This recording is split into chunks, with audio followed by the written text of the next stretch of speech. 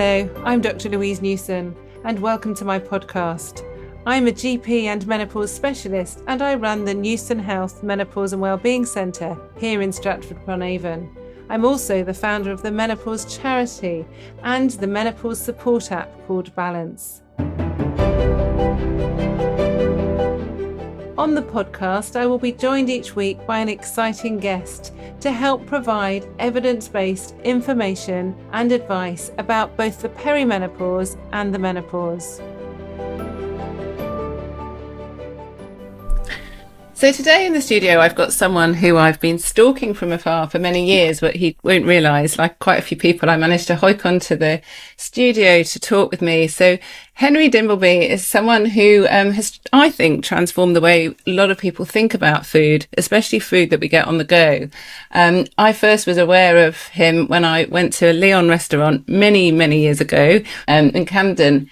And I just thought, wow, I don't feel hungry half an hour later. Whereas I've always tried to be eating healthily, but when you're on the go, it can be quite difficult. And I just didn't think about food for the rest of the day. And I thought, this is weird. I've had some sort of superfood green salad from a very quick restaurant and it's done the job. And so then I found out more and more and more, been a bit obsessed with what he's done, not just with Leon, but with just general about food. And then his new book's recently come out and I was reading about it in the paper. And I said to my husband, I need to get hold of him because I just want to talk to him more about food. And here he is. So very excited, Henry. Thanks ever so much for joining me today. Thank you for asking me. It's great to be here. So if I wasn't doing menopause, which takes up 110% of my life, I would be doing something with nutrition. As a doctor with a pathology degree, I had no training about the menopause, you'll be unsurprised to hear, but I also had very little training about nutrition. I knew about the food groups, but that was all really. And it's only what I've taught myself, actually. I had pancreatitis a few years ago and was really ill, and I really adjusted my food to try and optimize my future health, and I get migraines. So it's a double whammy. If I eat ultra-processed foods, I know it will trigger a migraine. So I don't eat them and I feel a lot healthier. But most people don't get migraines, so can eat whatever they like. And it's so easy to eat badly, but it's also really easy to think that you're eating well, but you're not. Would you agree with that? Yes, and actually the reason that the book came off the back of some work I did for government, which was a national food strategy, so that they had in place plans for to try and turn our farming system into a more environmentally friendly farming system. But they hadn't looked at the overall food system, how we can create a food system that is good for our health and good for the planet and feeds us enough. And the reason for writing the book is that almost everything people generally believe about the food they should eat, how it makes them healthy, how it makes them sick, is wrong. And you have to change the way people, if you want to change a system, you have to change the way people understand systems. And basically, the kind of predominant belief is that we are sick as a result of our health because we have low willpower and we're not educated and we don't exercise enough. And that if we fix those things, we will get healthier. And this is a huge problem. By 2035, the NHS is projected to spend more on treating type 2 diabetes alone than it does on all cancers today. So if we don't resolve this, the NHS sucks in all the money from the rest of the government. We get less productive. Andy Haldane, who used to be the chief economist at the Bank of England, thinks the reason the economy is not going to pick up is because we're all sick. Food is by far the biggest thing that is making us sick. So we have to solve this problem. And the problem is not willpower and it's not education. It's that the foods that we eat, as you said, mostly ultra-processed, 57% of the food we eat is ultra-processed food. And that food is of a nature that makes it irresistible to our ancient evolved appetites. It is generally very calorie dense. It is soft. It is low in fibre, to your point. Fibrous food fills you up. Low in fibre, it doesn't fill you up. And so food companies have hacked into our appetite, and we find this food irresistible. We eat more. If you eat more, you can take more calories more quickly. It's very calorie dense, and it doesn't fill you up. And so they are marketing and selling more of this to us. We're eating more. They're spending more money marketing it, and we're eating more, and we're getting sick. And we're stuck in this kind of what we call it the junk food cycle in the book, this reinforcing feedback loop, kind of race to the bottom. And unless we break that, we are in real trouble as an economy. It seems to be getting worse rather than better. And just before we go on, can you just explain to those people that don't know what ultra-processed food means? Well, so the ultra-processed food, it's a definition that was invented by a Brazilian doctor called Carlos Monteiro.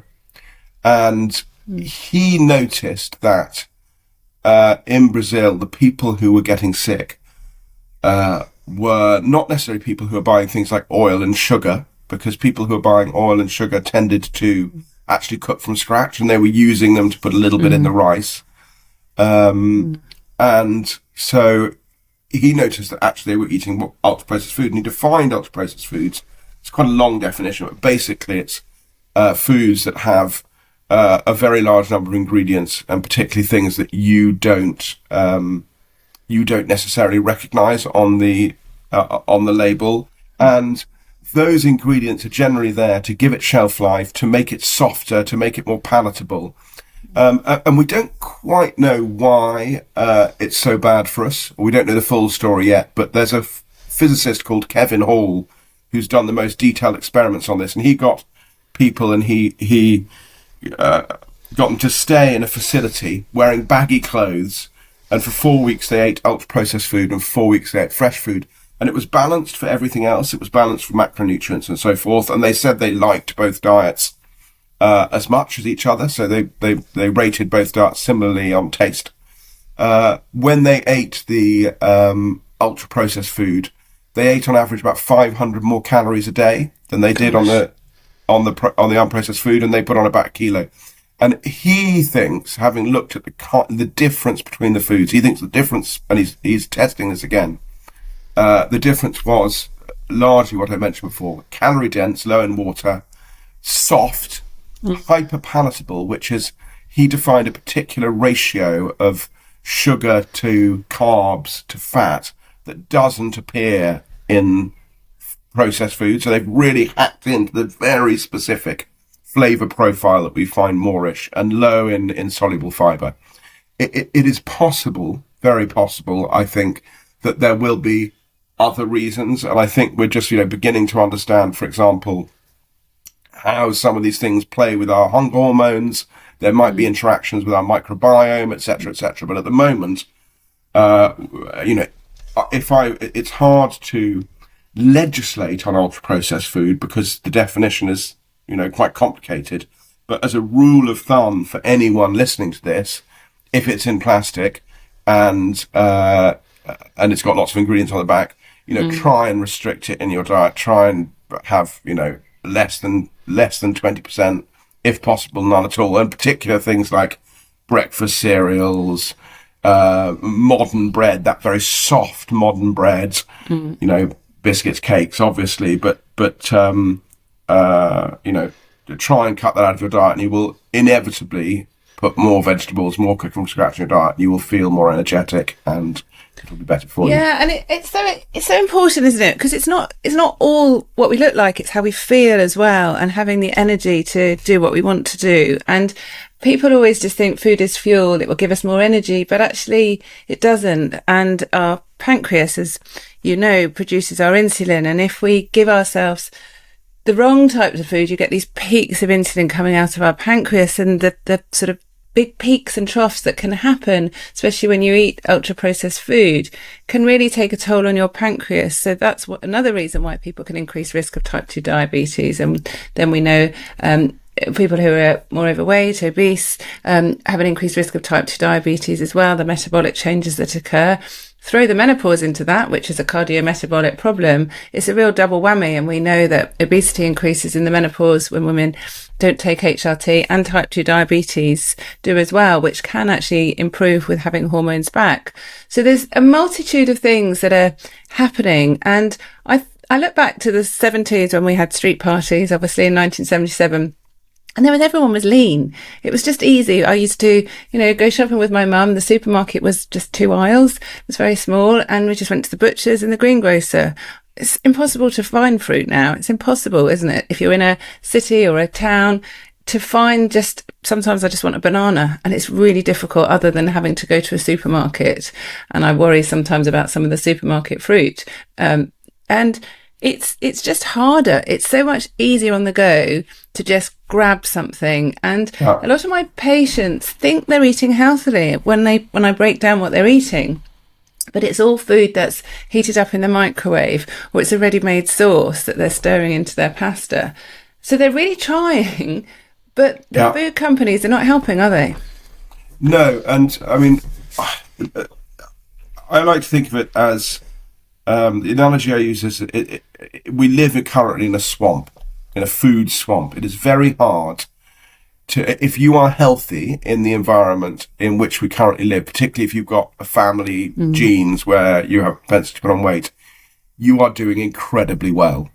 It is very difficult. You're living in an environment that is designed to make you eat more, and there is the junk food cycle, as I said, which is but the food companies are stuck in it as well, funnily enough, because their commercial incentives is to sell more and more of this stuff to us. We eat more. If I'm a CEO of a food company and I stop, I'll be fired, because that is a huge part of my portfolio, and that's where the growth is. So two things need to happen, I think, in this. The first is governments need to work out how to clear that swamp, how to make the environment better. But until that happens, we need to teach people swampcraft. We need to say, how do you live in this world? And I think there are some rules of thumb that are quite useful. The first is on exercise. Exercise is fantastic for you in all sorts of ways. It's probably, if you could prescribe, you all know this, if you could prescribe anything, the first two things you prescribe would be exercise and good food before any drugs. They'd be the most powerful drivers of health. Exercise is lousy for various reasons that we can go into if you want, for making you lose weight.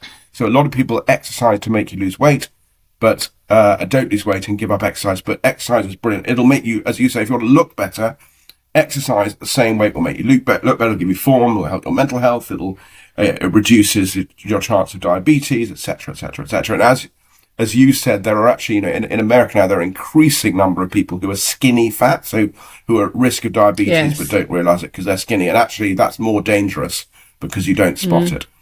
So first is exercise is fantastic. Don't expect it to make you lose weight. The second is eat unprocessed food, more fruit and veg. Think about your appetite. Think about the foods that fill you up, not about calories. So, work out what are the things that, if they're around. Some people, breadies, they're called, they find that soft bread irresistible, get it out of the house. The stuff that really you binge on, get that out of the house.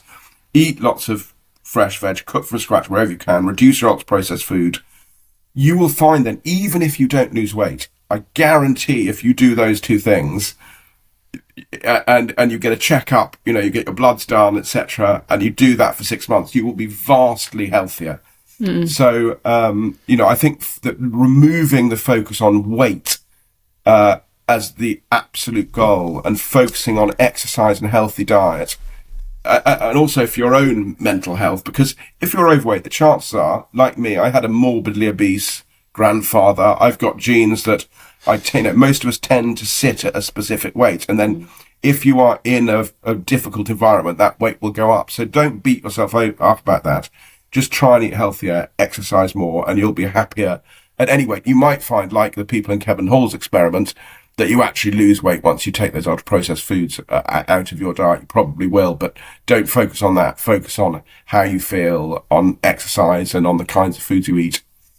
It's so important, and it is hard. And so many of my patients, and especially when I was a GP as well, they just said they haven't got time. They haven't got time to cook, and the children always want snacks, so they're the ones that buy all the food. And they said it's really hard because they want crisps, they want chocolate, they want sweets, and I always find it quite difficult when people say they haven't got time, because I think you can make time. I've got a big chest freezer at home, and I'm fortunate because it's in the garage. Some people don't have garages, but a lot of people have fridges with a small bit of freezer.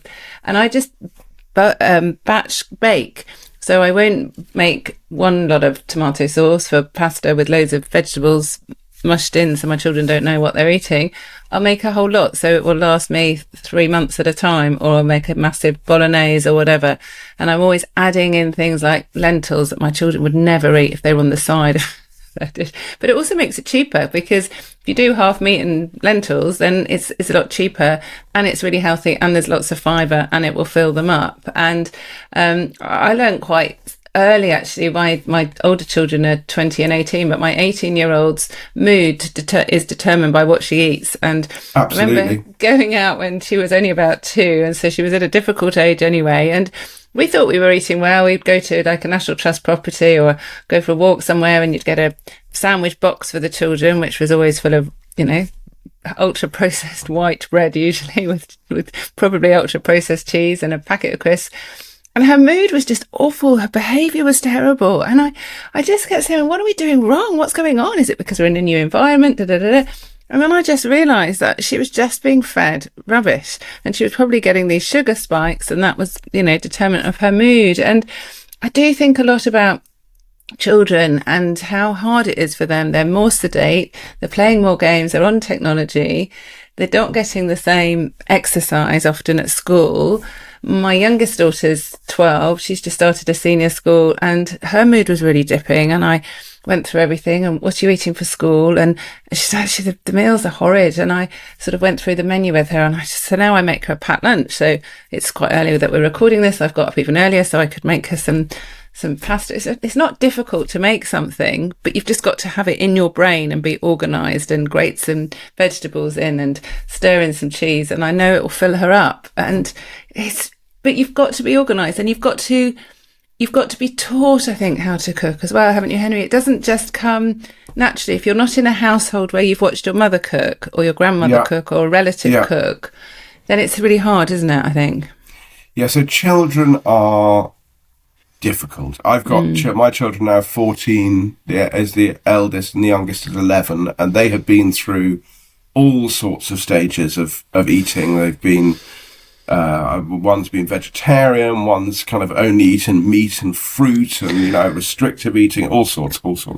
And I've got I founded and run a charity called Chefs in Schools, and we go to schools and help children in schools cook better food. And what you realise with children is, it's you have to find ways of making them eat food as well as making them good food. And the things, I think, if you are living in poverty, it is tricky. So we for the food strategy, we spent a lot of time in food banks, spent a lot of time in less affluent communities, and you've got all sorts of other problems. You can't afford to try things on your children, because if they don't eat them, then you can't afford something else. So people tend to go for the the chips and the things that they know their children will eat. You often might not have a fridge, freezer, etc., etc. It's difficult. But if you're not in that position, or even if you are, and you could take some of these kind of tips. First of all, I would say, whatever you do, don't make it a battleground. So don't make the dinner table a battleground.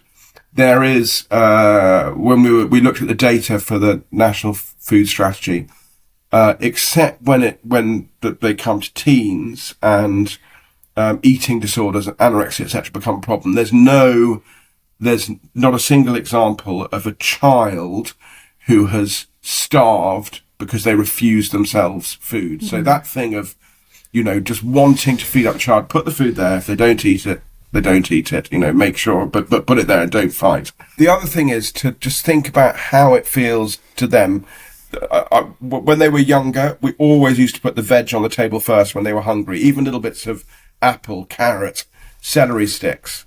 cucumber, so that when they're most hungry, they're just picking on those and they get that down. If you put the bread down first, if you give any child chips, they're going to eat them first. So you do that. And then, as you said, you sneak in veg in different ways. And particularly if you do those black lentils that look almost like mince, you can put those in lasagna, you can put those in bolognese.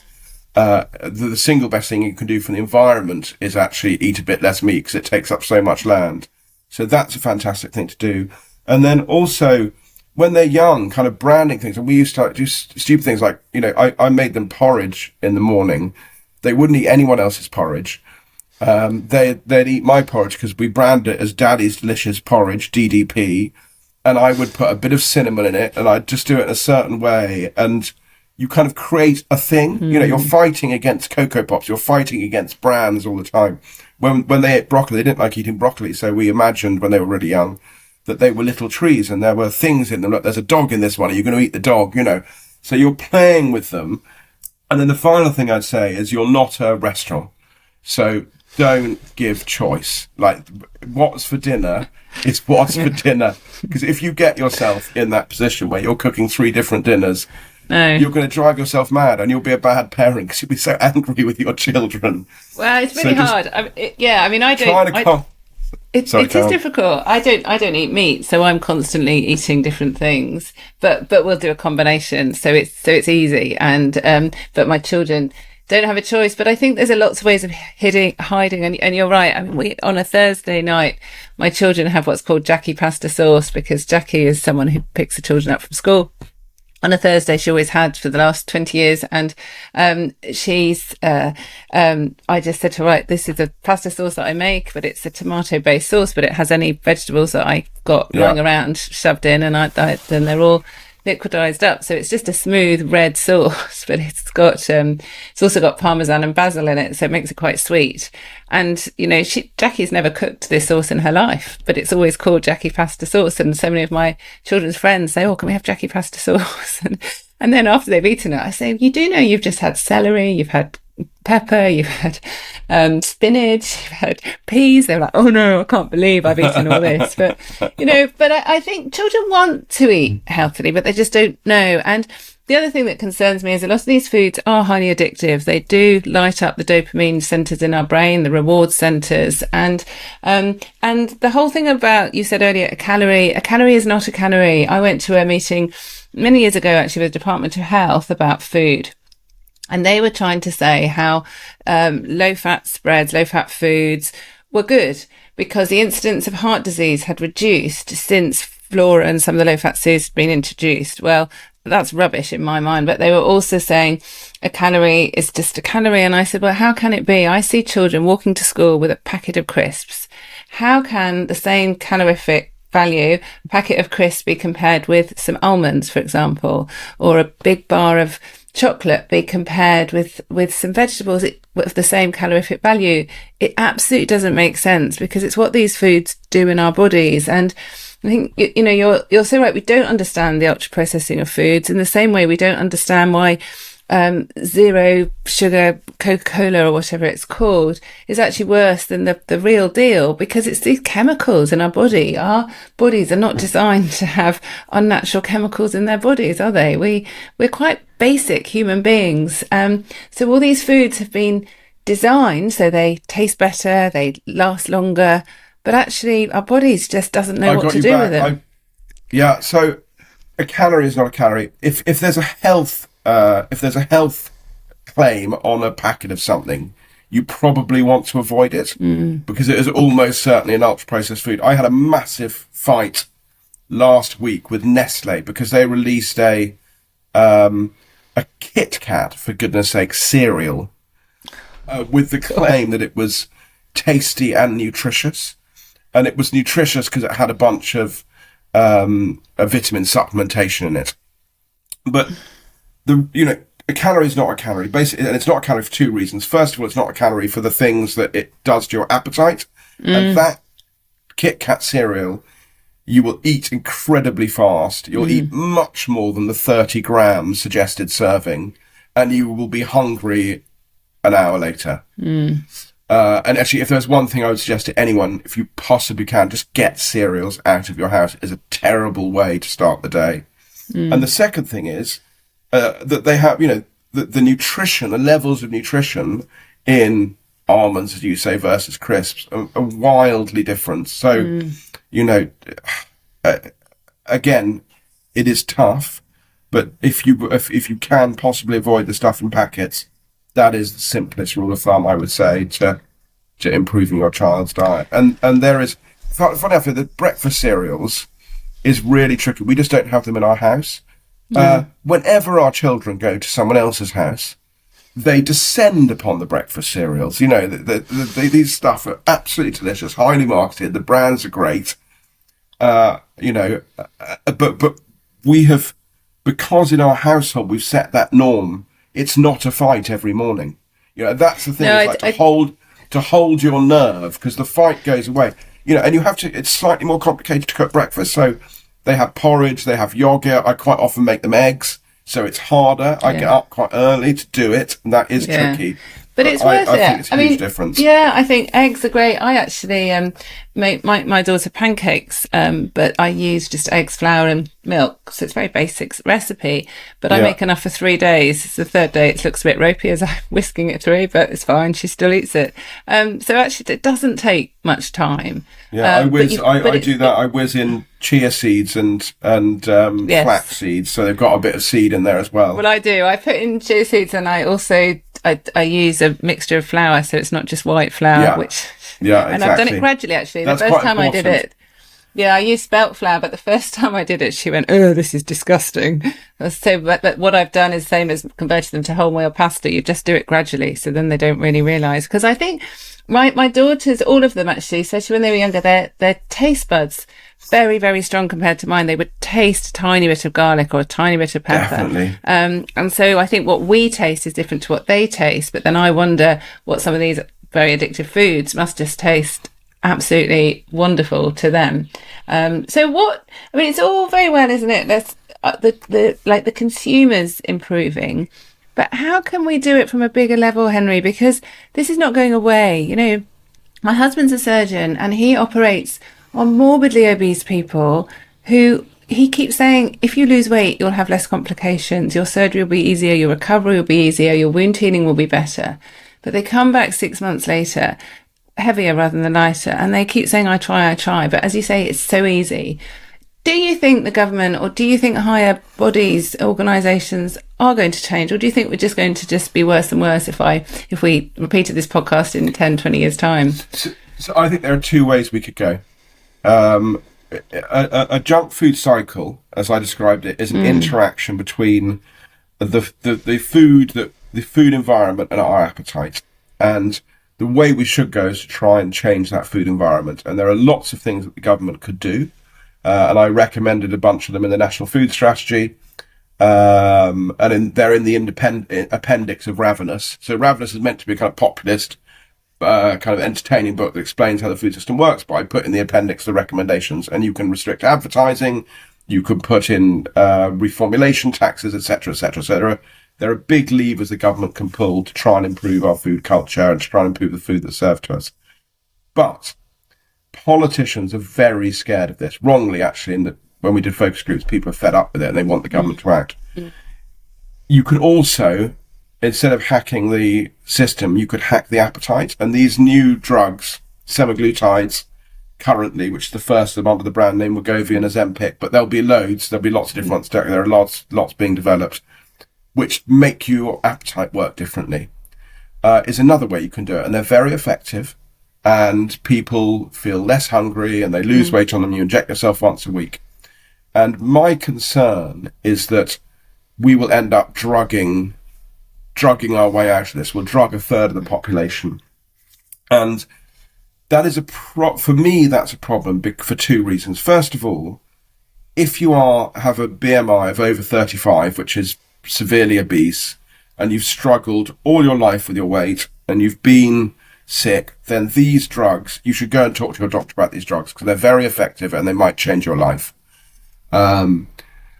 But if we drug a third of the population, there is a huge chance, as we've seen, it's almost inevitable, as we've seen with the COVID vaccine, that at the fringes there will be edge effects, there'll be side effects that we don't know about now, which might put people off taking them who really need them. They'll become, oh my God, at the moment there's talk in Hollywood, a lot of people in Hollywood are taking them. Yeah, of course. And there's talk in Hollywood about Wegovy face, which is the fact that it makes your face older, and now they're getting plastic surgery. So you'll get these scares, and that would be bad for the people who should take them.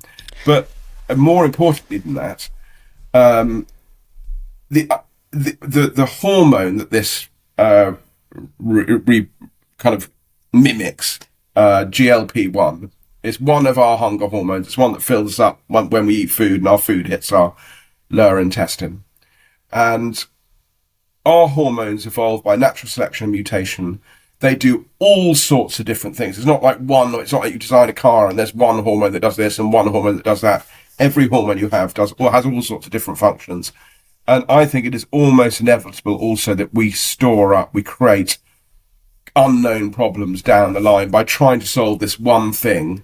We actually end up creating an even bigger problem that we have to solve down the line. So, government intervention or drugs. Drugs may be useful, but we need to get government to act. Yeah, and it totally. And, the more I do in medicine, the more I realise how important prevention is rather than cure. Don't wait for the disease to happen. Let's just try and prevent. And as you say, a lot can be prevented with good exercise, with good quality food, nutrition, and all of these will improve our mental as well as our physical health. Absolutely. So there's a lot we need to do, and I really hope that going forward, people like you, with big voices, can really make a difference, and we can all work together to improve the health of as many people as possible, because this is a global, not just a UK problem. So I'm very grateful for your time today, Henry. And before we leave, I always ask my guests for 3 take-home tips. And I'm really keen to ask you 3 things that the listeners can do if they're listening to this and think, oh, yes, I'm going to bin my cereal, I'm going to think differently. What are 3 realistic things that they could do that would make a difference to them and their families?